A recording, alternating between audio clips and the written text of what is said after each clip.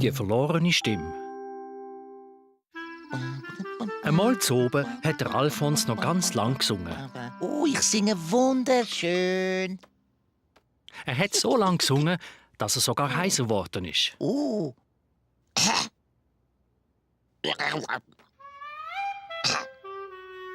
Oh je, ich höre lieber auf und gehe ins Bett. Aber vor ihm ins Bett gehen, Oh. hat er sich unbedingt noch 3 Sachen müssen merken, die er am nächsten Tag seine Freunde fragen wollte. Erstens muss ich den Biber fragen, ob er meinen Kühlschrank flickt. Es ist einfach nicht mehr genug kalt da drin. Das war das eine.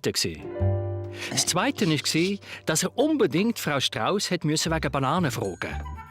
Das war ganz wichtig, weil er eben keine Bananen mehr hatte. Und ich muss das Krokodil fragen, ob es mit mir spielen kann. Das war das Dritte. Hoffentlich vergesse ich auch nichts bis morgen. Als der Alfons am nächsten Morgen aufgewacht ist, war er richtig glücklich, weil er nämlich noch genau gewusst hat, was er seine Freunde fragen wollte. Ich will... Aber er hat keine Stimme mehr gehabt. Das passiert manchmal, wenn man zu viel singt oder redet.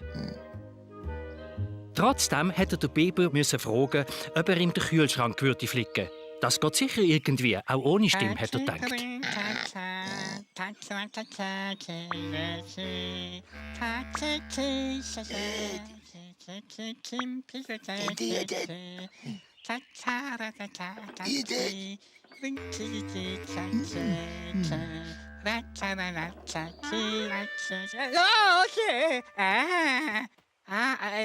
Du bist es. Warum hast du da nichts gesagt, Alfons?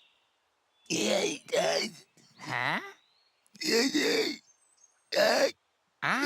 Du hast deine Stimme verloren. Sag das doch auch. Also gut, wie kann ich dir helfen? Der Alfons hat dem Biber probiert zu zeigen, dass sein Kühlschrank kaputt ist. Er hat den gleichen Ton, wie wenn er die Türen aufmachen und etwas rausnehmen würde, das nicht genug kalt ist. Ich hab's kapiert. Die beißt am Rücken. Ich soll dich kratzen. Ja. Das war eigentlich nicht genau das, was der Alfons vom Biber wollte. Aber dass ihm der Biber den Rücken kratzen wollte, da hat er nichts dagegen gehabt.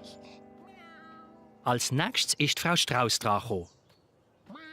Hoffentlich hat sie überhaupt noch Bananen. Der Alfons hat ihr angerufen. Aber als sie abgenommen hat, hat der Alfons nur noch giebschen. Kein rechter Ton ist rausgekommen. Alfons! Bist du das? Alfons! Der Alfons hat gemerkt, dass es ziemlich schwer ist, ohne Stimme zu telefonieren. Darum hat er beschlossen, selber bei der Frau Strauss vorbeizugehen. Frau Strauss hat sich Sorgen gemacht, weil der Alfons am Telefon nur noch so komisch giebscht und gekrächzt hat. Oh je! Der Alfons muss sicher gerettet werden! Alfons, ich rette dich! Und als der Alfons etwas später bei der Frau Strauss angekommen ist, ist die natürlich schon weg gewesen. Alfons! Und als Frau Strauss beim Alfons angekommen ist der natürlich auch nicht da gewesen. Oh! Er ist sicher zu mir gegangen, dass ich ihn dort retten kann. Weil die Frau Strauss nicht im Laden war, ist der Alfons halt selber wegen der Bananen schauen.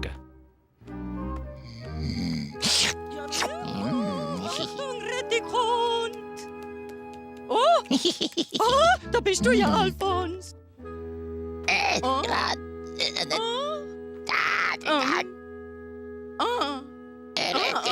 Du hast zu viel Obst gegessen und jetzt tut dir der Bauch weh? Und ich soll dir helfen? Die Frau Strauss wollte den Alfons unbedingt retten. Und sie hat ihm befohlen, ins Bett zu gehen, bis das Bauchweh weg ist. ich rette dich. Der Alfons hat zwar gar keinen Bauchweh gehabt, aber ein kleines Schlöfli war eine gute Idee gewesen. Und die Bananen, die haben ja auch nicht so wahnsinnig pressiert. Dann ist der Alfons zum Krokodil gefahren. Er hat sich schon richtig darauf gefreut, mit seinem Freund spielen. Hui. Hey, du, mein kleiner blauer Freund. Hast du deine Stimme verloren? Wahrscheinlich hast du wieder mal zu viel gesungen, oder? Wenn wir gleich zusammen Spiele spielen. Hey! Also gut. Ich sehe etwas, was du nicht siehst, und das ist... rot. Oh. Hey, richtig! Okay, du bist dran.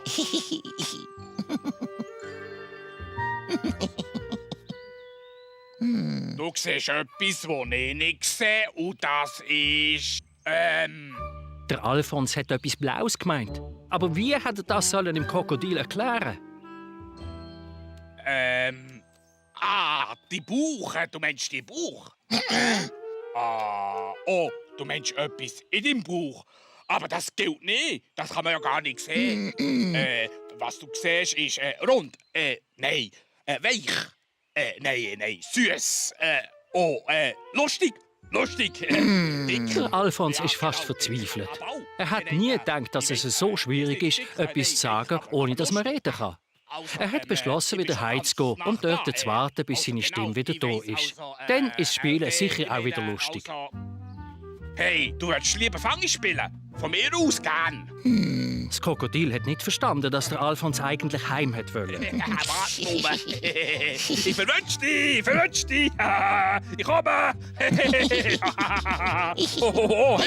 Und dann haben die beiden halt für den Rest vom Tag einfach Fangis gespielt. Und das hat der Alfons sehr lustig gefunden, auch ohne Stimme.